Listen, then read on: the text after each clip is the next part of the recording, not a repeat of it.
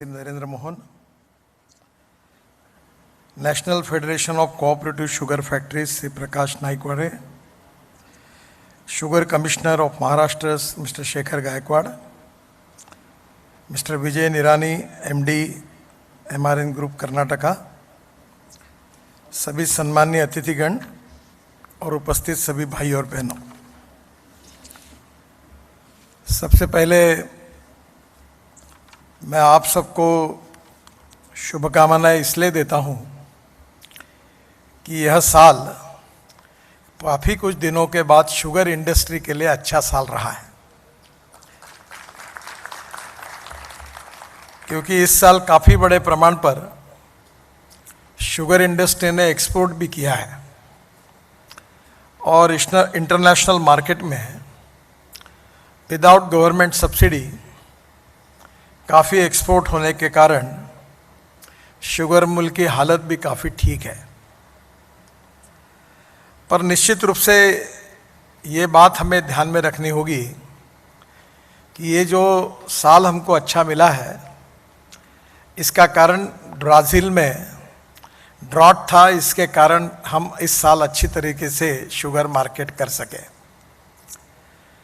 पर स्वाभाविक हिंदुस्तान में शुगर केन का प्रोडक्शन बढ़ रहा है और इसलिए आने वाले समय में इसी प्रकार की परिस्थिति होगी ऐसी संभावना नहीं है, और इसलिए स्वाभाविक रूप से शुगर को कम करना और इथेनॉल में शुगर को कन्वर्ट करना, इसके सिवा कोई इलाज नहीं है और हमें बहुत तेज़ी से उसके ओर बढ़ना पड़ेगा।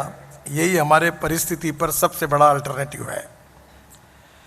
अभी हमारे देश में टोटल पेट्रोलियम प्रोडक्ट्स का इंपोर्ट 8 लाख करोड़ का है और आने वाले 5 साल में ये 25 लाख करोड़ का होने की संभावना है।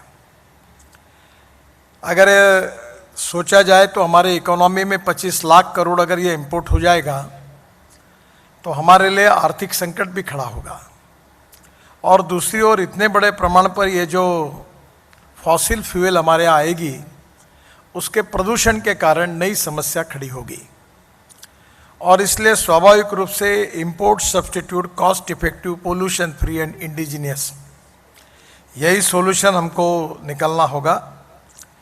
क्योंकि वेहिकुलर पोल्यूशन ये भी हमारे लिए बहुत बड़ी समस्या है और डीजल तो बहुत ही हज़ार्डस है।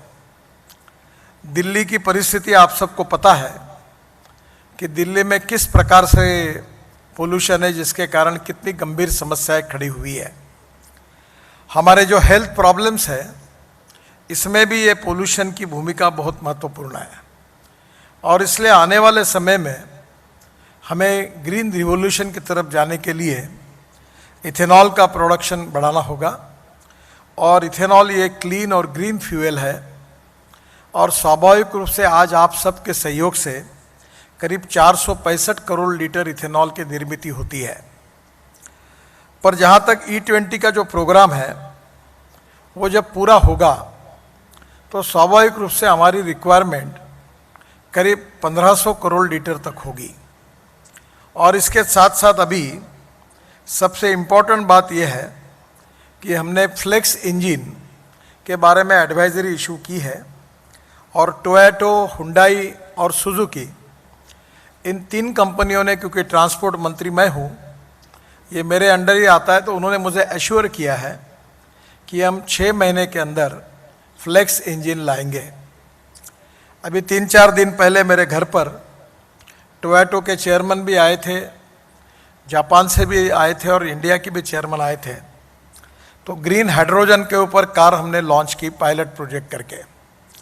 तब उन्होंने मुझे बताया है कि उनकी जो कार है वो फ्लेक्स है, यानी आइदर 100% पेट्रोल और 100% इथेनॉल, और उसमें एक उनका कैमरी का एक मॉडल था जो 40% कार चलते चलते इलेक्ट्रिसिटी तैयार करती थी। तो आने वाली टोयोटा की कारें ऐसी होगी जो फ्लेक्स इंजन पर होगी, जो हाइब्रिड इलेक्ट्रिसिटी पे होगी। तो 40% इलेक्ट्रिसिटी जनरेट होगी और 100% इथेनॉल यूज़ करके वो कार 60% चलेगी। तो उसका इकोनॉमिक्स आप समझ लीजिए कि पेट्रोल की तुलना में कितना एडवांटेजेस है। और इसलिए अब इथेनॉल के तरफ बढ़ने के लिए मैं आप सबसे अनुरोध करूंगा कि भारत सरकार ने ये भी निर्णय किया है कि अब इथेनॉल के पंप, बायोफ्यूल की जो फ्यूल्स है उसके लिए आउटलेट खोलने के लिए अनुमति देने का निर्णय किया है।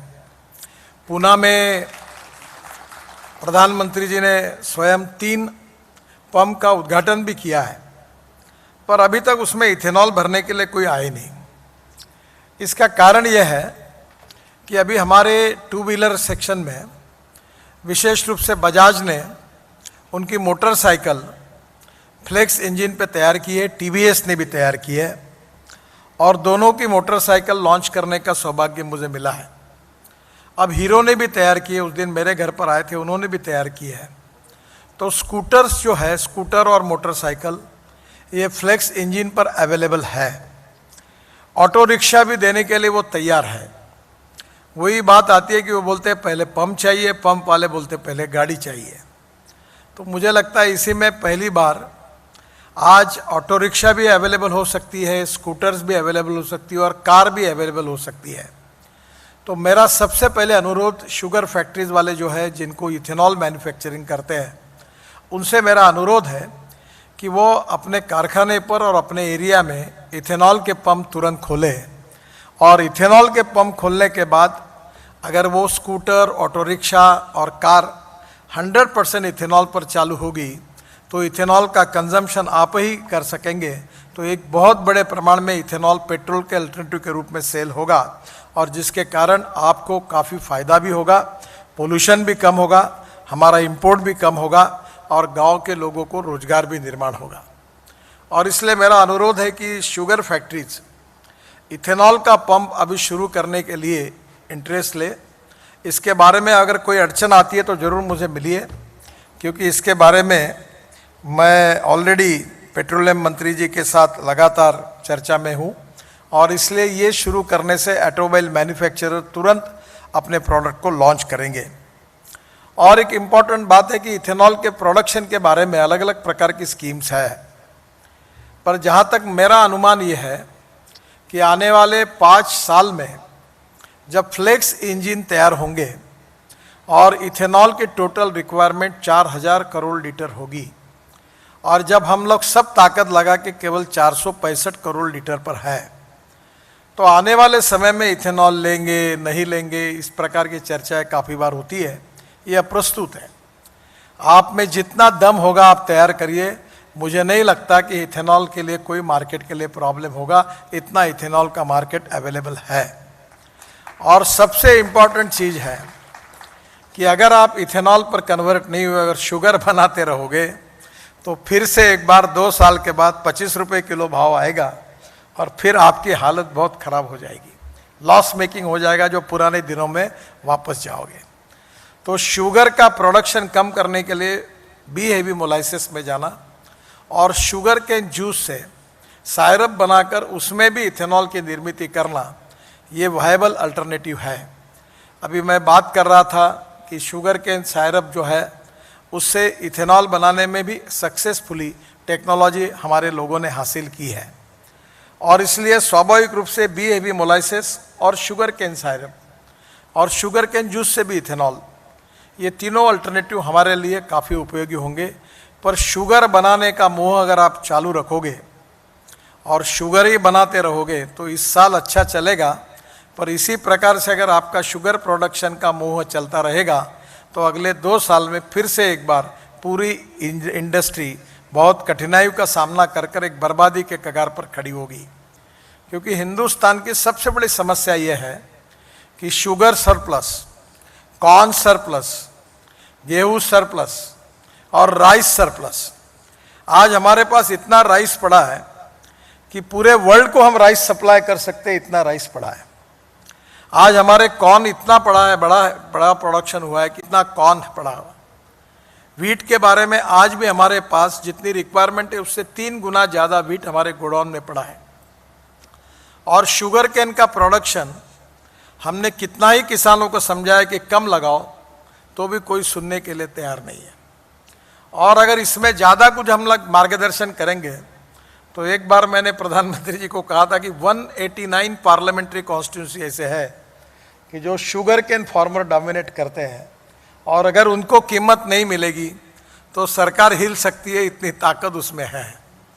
और इसलिए आप कम से कम शुगर प्रोडक्शन को बढ़ाने के मुंह को अगर नहीं रोकेंगे तो आने वाले दिन बहुत और ख़राब हो सकते हैं। इसलिए शुगर को प्रोडक्शन को कम करना और इथेनॉल को बढ़ाना, यही हमारे भविष्य के लिए अच्छा है। और इसलिए अभी सरकार ने corn, rice, damage food grain, sweet sorghum, bajra, jowar, any food grain, इनको भी अलाउ किया है। और इसकी भी टेक्नोलॉजी अवेलेबल हुई है, काफ़ी बड़े प्रमाण पर इसका भी रिसर्च हुआ है। तो मेरा आपसे पहले अनुरोध है कि निश्चित रूप से इथेनॉल का प्रोडक्शन बढ़ाइए और शुगर का कम करिए।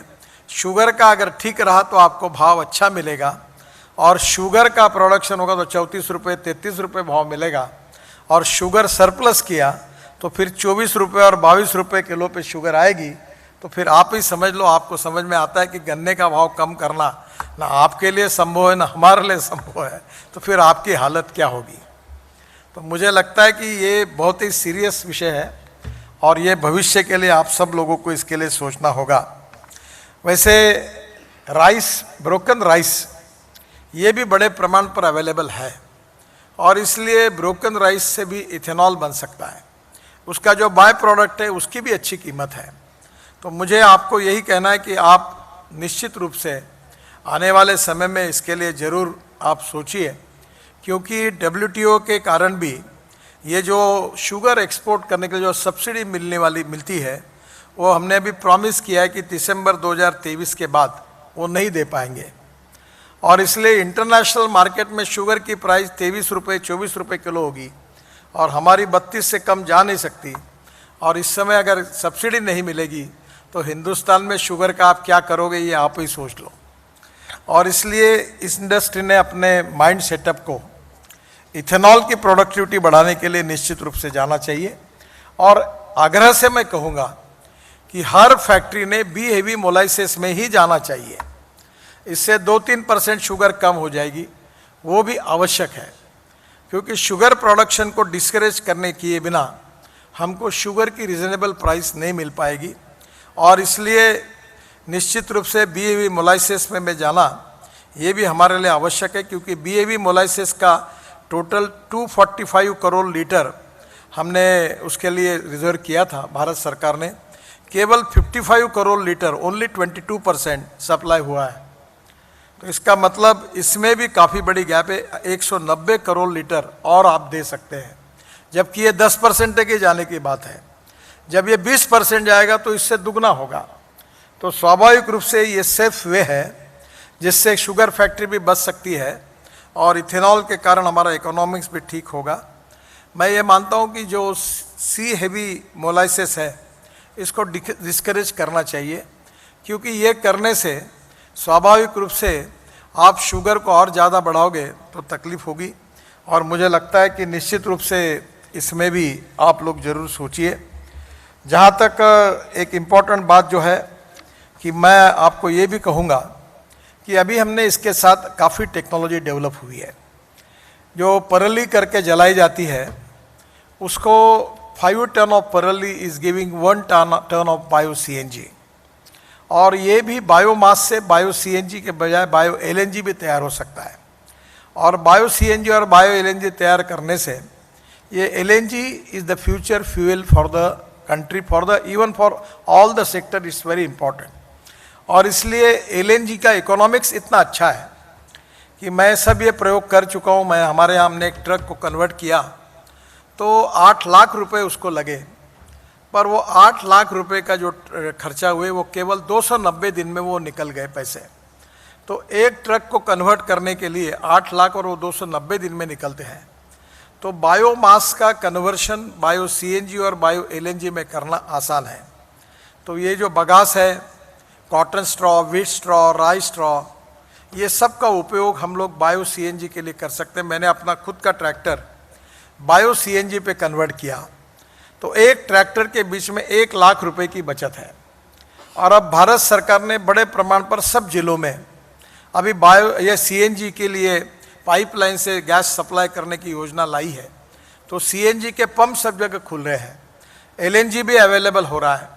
तो स्वाभाविक रूप से हम लोग गैस इकोनॉमी की तरफ बढ़ रहे हैं और इसलिए पेट्रोल डीजल के बजाय सीएनजी एलएनजी के तरफ सरकार की प्रायोरिटी है। तो स्वाभाविक रूप से आने वाले समय में बायोमास का उपयोग बायो सीएनजी और बायो एलएनजी के लिए करना ये भी बहुत उपयोगी होगा। विशेष रूप से आपको पता होगा कि सेकंड जनरेशन इथेनॉल में आसाम पेट्रोलियम में भारत सरकार ने बाम्बू से भी बायो इथेनॉल बनाया है, पर उसकी कैपिटल कॉस्ट ज़्यादा है। पर आने वाले समय में ये भी एक सोर्स है कि जो हमारे लिए मिलेगा, वेस्टलैंड पर बाम्बू लगाकर हम लोग उसका भी उपयोग कर सकते हैं। आपको पता होगा कि अभी पावर कॉरपोरेशन ने, पावर डिपार्टमेंट ने, हमारे एनटीपीसी और महाराष्ट्र सरकार ने भी ऑर्डर निकाला है कि वाइट कोल के रूप में पैलेट को यूज़ करेंगे और 6 रुपीज़ केजी उसका भाव दिया है। तो मेरा आपसे अनुरोध है कि वेस्टलैंड पर बाम्बू लगाकर बाम्बू को हम वाइट कोल करके यूज़ कर सकते हैं, क्योंकि कोयले का भाव अब 8,000-7,000 रुपये टन हो गया है।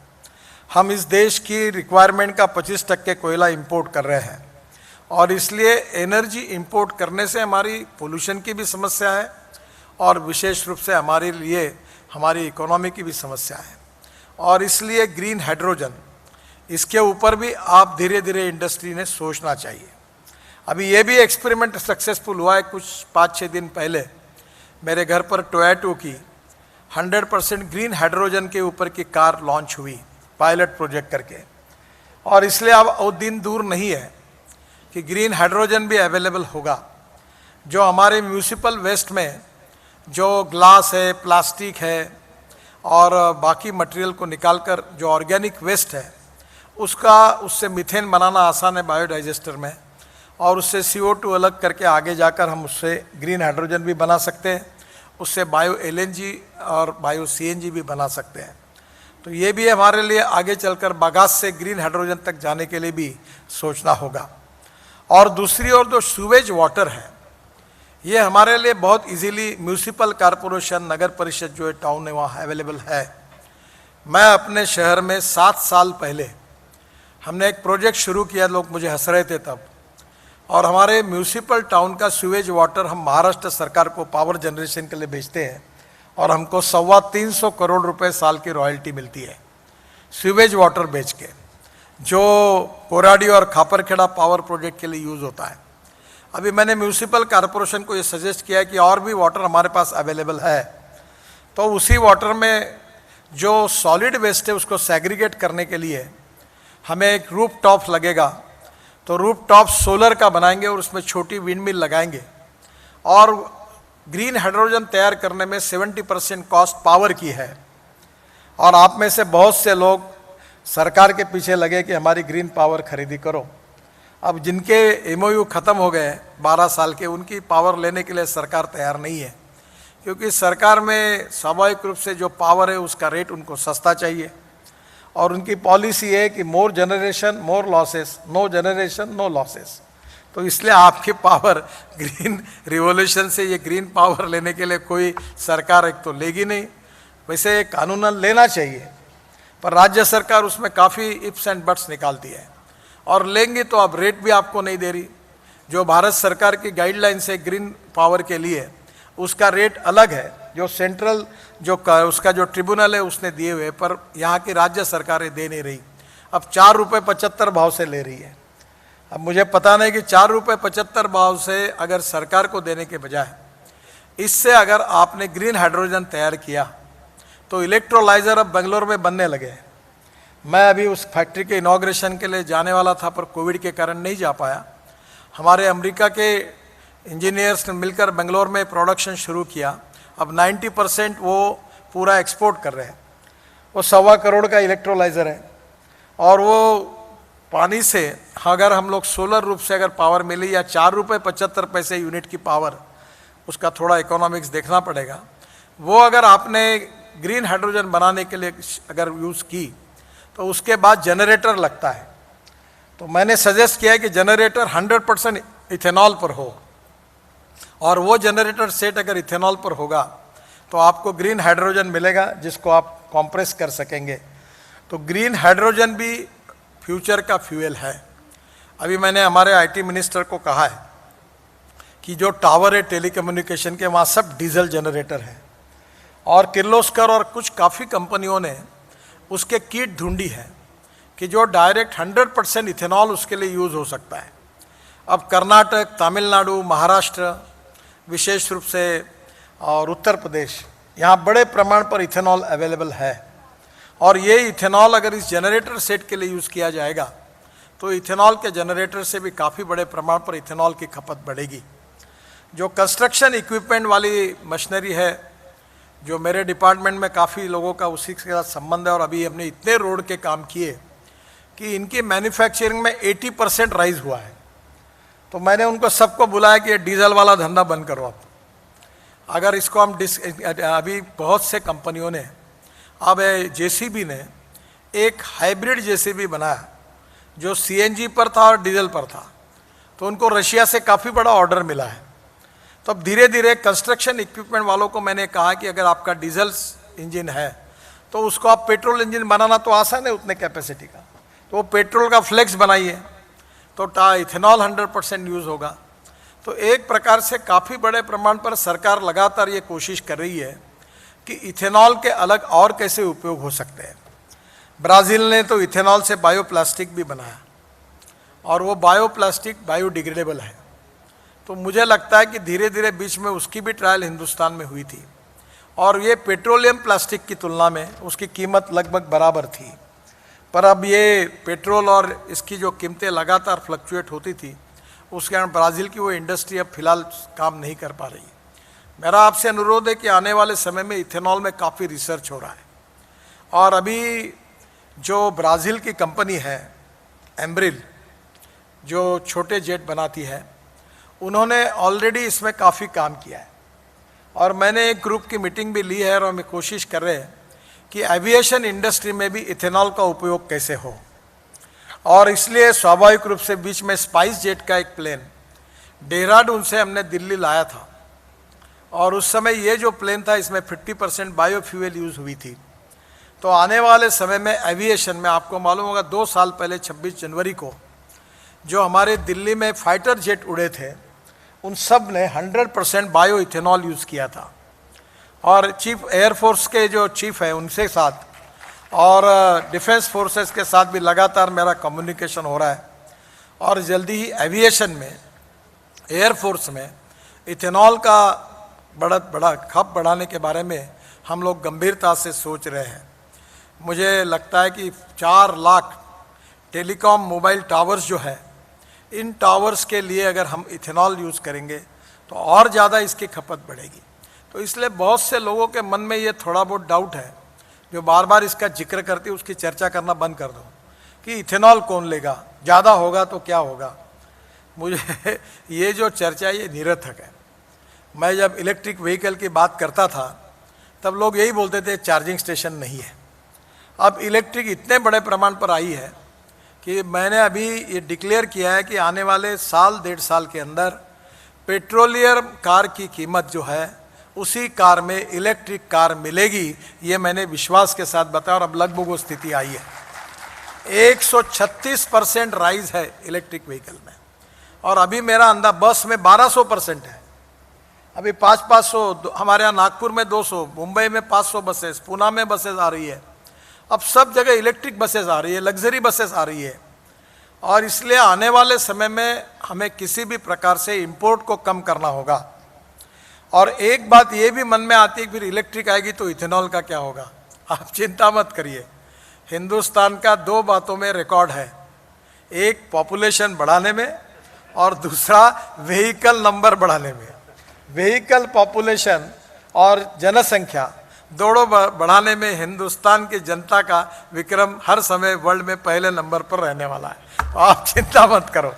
और इसलिए इथेनॉल कितना भी तैयार होगा तो भी पेट्रोल व्हीकल रहने वाले, डीजल व्हीकल रहने वाले, ये सब चलने ही वाला है। अभी ARI ने और एक रिपोर्ट भेजी है कि डीजल में भी 15% इथेनॉल डालना, ये भी अभी इसके भी ट्रायल शुरू है। Ethanol, methanol, biodiesel, bio CNG, bio LNG, electric, green hydrogen, ये हमारी फ्यूचर है। और हम लोग एनर्जी इंपोर्ट करने वाले नहीं, हमें एनर्जी एक्सपोर्ट करने वाला देश बनना है। और किसानों को केवल अन्नदाता नहीं कहना है, तो किसानों को ऊर्जादाता बनाना है, क्योंकि अन्नदाता बनकर किसान की गरीबी कभी दूर नहीं हो सकती। अब अन्न बहुत सरप्लस हुआ है, अब ऊर्जा जो है उसमें हमारा शॉर्टेज है। अब किसानों को ऊर्जादाता बनाना, diversification of agriculture towards energy and power sector is the need of the hour. और यही बात को अगर शुगर फैक्ट्रीज वाले और गंभीरता से लेंगे तो मुझे लगता है कि ये परिवर्तन बहुत जल्दी होगा। और इसलिए फिर से एक बार मैं आपसे अनुरोध करता हूँ कि शुगर प्रोडक्शन को कम करो। शुगर प्रोडक्शन अगर ऐसे ही बढ़ाते रहोगे तो आपके हाल ऐसे हो जाएंगे कि आप पहचानने लायक नहीं रहोगे, क्योंकि आपको इस बात के संकट को शायद अभी भी शुगर फैक्ट्री को लग रहा कोई सरकार आएगी, हमारी ताकत नहीं है, हम सब्सिडी देना चाहते तो भी दे नहीं पाएंगे। और जब 32 रुपये किलो आपका मिनिमम रेट होगा और इंटरनेशनल प्राइस 25 रुपये होगी, तब आपके सरप्लस शुगर का क्या करोगे? गोडाउन में रखोगे, बैंक का ब्याज भरोगे, साल भर भरते भरते ब्याज में लॉस हो जाएगा और दिवाला पिटने की स्थिति में आएगा। ये मैं बहुत गंभीरता से आपको बता रहा हूँ। और इसलिए बी हेवी मोलाइसिस मैंडेटरी जाओ, शुगर को कम करो। इस साल भी शुगर के रिकॉर्ड है। अभी ये महाराष्ट्र के हमारे शुगर डायरेक्टर बैठे हैं, मुझे पता नहीं कि इस बार पूरे गन्ने का क्रशिंग करना इनके लिए बहुत बड़ी समस्या है, क्योंकि शुगर लोगों को बाकी कोई क्रॉप्स में इकोनॉमिक वायबिलिटी नहीं है। जो शुगर में प्रोडक्शन मिलता है, शुगर केन में जो कमाई होती है, वो बाकी क्रॉप्स में नहीं है। क्योंकि ग्लोबल इकोनॉमी में क्रॉप पैटर्न के बारे में किसानों को सोचना होगा कि शॉर्टेज किसका है और सरप्लस क्या है। हम तेल बिया में शॉर्टेज है, 1,40,000 करोड़ का एडिबल ऑयल हम इंपोर्ट कर रहे हैं। और मैं आपसे अनुरोध करूंगा कि सूर्यफूल हो, सोयाबीन हो, सरसों हो, जो जो एडिबल ऑयल सीड है, अभी राइस ब्रांड तेल भी बड़े प्रमाण पर हो रहा है, हमें खाद्य तेलों में आत्मनिर्भर बनने की आवश्यकता है। और इसलिए शुगर केन के बीच में अगर हम तेल बिया लगा सकेंगे तो वो भी अच्छी बात होगी। हम पाम ऑयल के लिए भी अभी पाम के लिए बड़े प्रमाण पे प्लांटेशन करने की कोशिश कर रहे हैं। तो आने वाले समय में वर्ल्ड की सिनेरियो को ध्यान में लेते हुए, ग्लोबल इकोनॉमी का अध्ययन करते हुए किसानों को चलना होगा और आपको उसी प्रकार से उनको गाइड करना होगा। और इथेनॉल में बहुत बड़ी क्षमता है। अभी अब मुझे नहीं लगता कि आने वाले 8-10 साल कोई कमी है। और इसलिए स्वाभाविक रूप से इस परिस्थिति का विचार करते हुए हम सबको अपनी नीतियों को तय करना होगा। और इसलिए आप सब लोग यहाँ 2 दिन से विचार भी कर रहे हैं, अध्ययन भी कर रहे हैं, चिंतन भी कर रहे हैं, नए नए रिसर्च भी आ रहे हैं। और एक बात मैं अक्सर 2 चीज़ें बार बार कहता हूँ कि innovation, entrepreneurship, science, technology, research, skill and successful practices, we name it as a knowledge, and conversion of knowledge into wealth is the future for the country. और दूसरी बात मैं अक्सर दोहराते रहता हूँ कि no one is West. It is depending upon the appropriate technology. It is depending upon the vision of appropriate leadership that you can convert West into wealth. और इसलिए by using biotechnology we need to generate biomass, and by generating biomass we need to transform into biofuel, either it is bio LNG, bio CNG और bio ethanol. और मुझे लगता है ये बहुत बड़ी हमारे पास रिक्वायरमेंट है। और पोल्यूशन के लिए भी हमें आवश्यक है, क्योंकि साउंड पोल्यूशन, एयर पोल्यूशन और वाटर पोल्यूशन, ये 3 बहुत गंभीर समस्या है। और इसमें भी संभव है। मैं वाटर रिसोर्सेज मंत्री था तो मैंने मथुरा में एक प्रोजेक्ट बनाया हाइब्रिड एन्युटी में। मथुरा का 90 MLD स्लज हमने लेकर उसको साफ किया और उसमें 40% गवर्नमेंट से दिए, 60% त्रिवेणी इंजीनियरिंग करके कंपनी ने इन्वेस्ट किए और वो स्लज से पानी निकाला और इंडियन ऑयल उसको खरीद रहा है, 20 करोड़ साल के दे रहा है और उसके ऊपर प्रोजेक्ट वायबल हुआ। तो गंगा में इतने बड़े गंदे पानी आ रहे हैं, तो मैं कह रहा हूँ इससे मीथेन निकालो और मीथेन निकालकर उससे बायो CNG, बायो LNG बनाओ। अब उससे ग्रीन हाइड्रोजन बन सकता है। तो मुझे लगता है टेक्नोलॉजी बहुत प्रमाण में अवेलेबल है और आप लोग भी रिसर्च करें। और यहाँ भी 2 दिन के कॉन्फ्रेंस में काफ़ी टेक्नोलॉजी का प्रेजेंटेशन भी हुआ है और हिंदुस्तान इसमें आगे है। ब्राज़ील ने जरूर इसमें काफ़ी सफलता हासिल की है। कनाडा, ब्राज़ील और USA में फ्लेक्स इंजन कॉमन है, जब ये BMW, मर्सिडीज और टोयोटो, हुंडई सबके एमडी को मैंने बुलाया था, मैंने कहा जो ब्राज़ील में तुम्हारी गाड़ी अब फ्लेक्स इंजन है तो इंडिया में क्यों नहीं बन सकती है। और मुझे विश्वास है कि अब सब लोग बनाने के लिए तैयार हो गए, और इसलिए आने वाले समय में हमारी स्कूटर, हमारी ऑटो रिक्शा, हमारी 4 व्हीलर सब अगर वो अवेलेबल हो जाएंगे और इथेनॉल पेट्रोल के बजाय अल्टरनेटिव होगा, डीजल में भी जाएगा, उसके साथ जनरेटर के लिए भी जाएगा, तो आने वाले समय में इथेनॉल का यूज़ और बढ़ाने के लिए, एनर्जी के लिए हम और सोच सकते हैं। तो मुझे लगता है कि हमको उस दिशा में आगे जाना होगा, और ये कॉन्फ्रेंस आपको निश्चित रूप से उसकी दिशा देगी, ऐसा मुझे विश्वास है। मैं फिर से एक बार आप सबको बहुत बहुत बधाई देते हुए अपनी बात को समाप्त करता हूँ। धन्यवाद।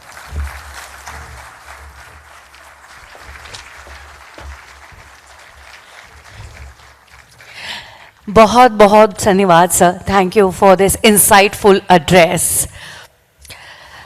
Now, ladies and gentlemen, I would like to share something with you.